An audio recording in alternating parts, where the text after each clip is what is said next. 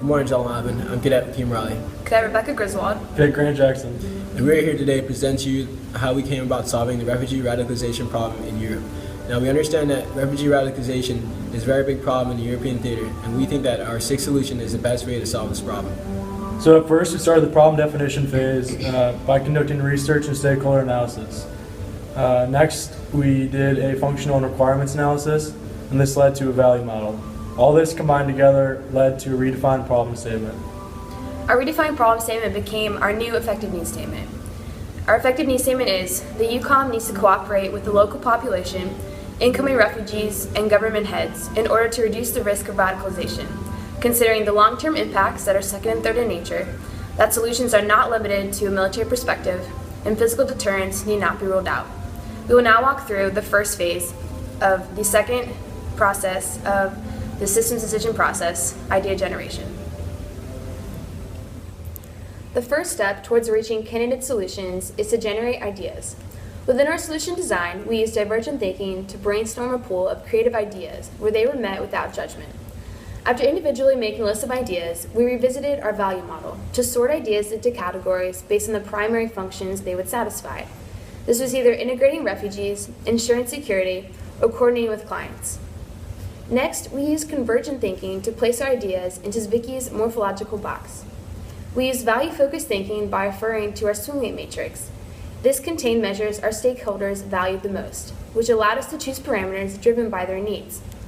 If you look at our Zwickie's morphological box, you will see our chosen parameters are employment, education, healthcare, shelter, security, and non-governmental organizations. These parameters provided decision options that gave us 3,072 alternatives. However, this was far too many alternatives to run through our feasibility screening matrix. We needed a way to reduce the number of alternatives that did not meet critical stakeholder requirements. This is where we move into our second phase of solution design, alternative generation and improvement.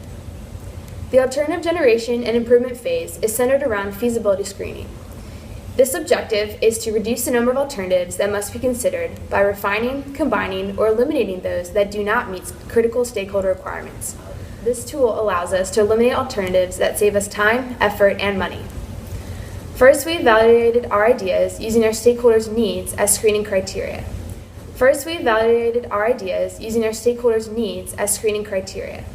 We were able to eliminate 3 ideas from the Zwickie's morphological box. We felt these options would not be sufficient in meeting the need for integrating refugees. Next, we looked at our now feasible solutions and used our stakeholders' wants as screening criteria, which eliminated 4 more ideas. And finally, we used the desires of our stakeholders to further eliminate alternatives, removing 5 more ideas. And this completes the first phase of feasibility screening, which resulted in now 10 enhanced solutions. After generating the hybrid alternatives through Zwickie's morphological box, we then used feasibility screening to reduce the number of alternatives. The criteria for the feasibility screening matrix was based on the value measures that came from background research and stakeholder analysis that was determined earlier in the solution design. If the generated alternatives did not meet the threshold of the screening criteria, which is based on the stakeholders' needs and their requirements, they were deemed a no-go. As you can see from the improved Zwickie's morphological box and the feasibility screening matrix, the alternatives that had jobs fairs 1A and host family or foster fare 4A together were considered no-goes.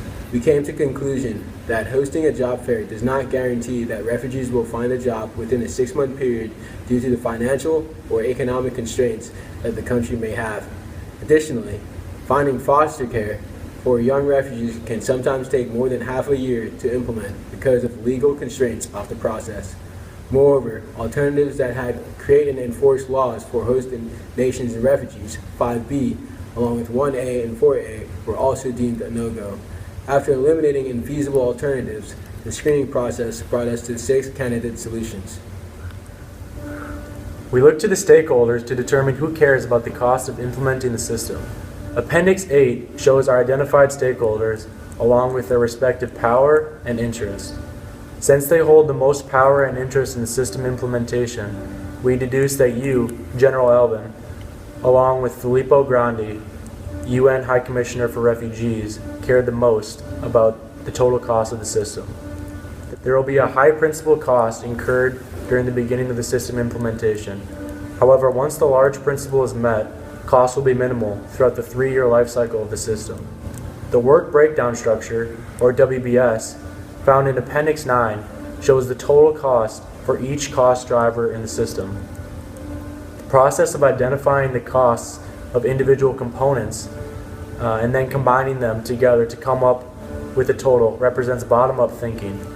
To help with this process, we came up with analogies to help determine an accurate representation that could be applied to the cost analysis of the system. The acquisition cost after all individual divisions of the system are added up equated to $9,781,359,000. As previously mentioned, this cost will mostly be incurred in the research and development and investment stages. Appendix 10 shows that 95.7% of this acquisition cost, or $9.36 billion, comes from NGOs attempting to feed the refugees until the 3-year maturity of the system. Without this $9.36 billion, the acquisition cost of our system is $421,359,000. And although this is a monumental cost, system implementation is feasible and necessary. So General Alvin, in conclusion, we arrived at 6 candidate solutions that would lead to a successful system implementation. The system needs to be started within 6 months of conception. It will be completed after 3 years. And after 3 years, we are confident the system will have helped the refugees get on their feet. The cost drivers for the system were determined through brainstorming ideas and narrowing down the alternative generation. The total acquisition cost of the system will be $421,359,000. We are confident that our stakeholders will be able to make a decision based on the generated candidate solutions in order to solve this wicked problem. Sir, we thank you for your time, and we are looking forward to working with you in solving this problem.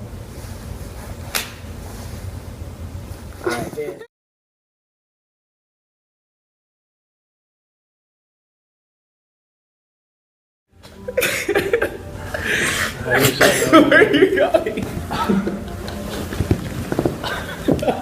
This is a disaster. Don't look at me. Alright, okay. After generating the hybrid alternatives to Zikri's morphological box, we then use feasibility screen. Feasibility. About the cost of implementing the system.